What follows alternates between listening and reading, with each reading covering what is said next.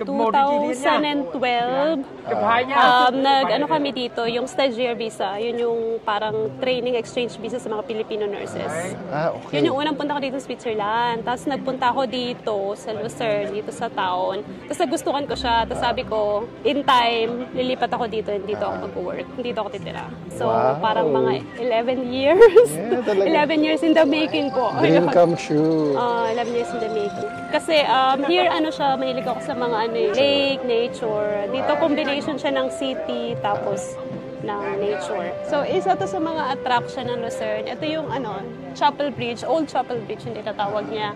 Very old na yan. Tapos itong tower na yan, as you can see before, yan, diyan nila nilalagay yung mga prisoners during that time. Tapos dito nagpupunta yung mga magbibisit dito sa bridge na yan. Diyan sila. Ganyan. Itong mga paintings, yan pa yung pinaka-old painting.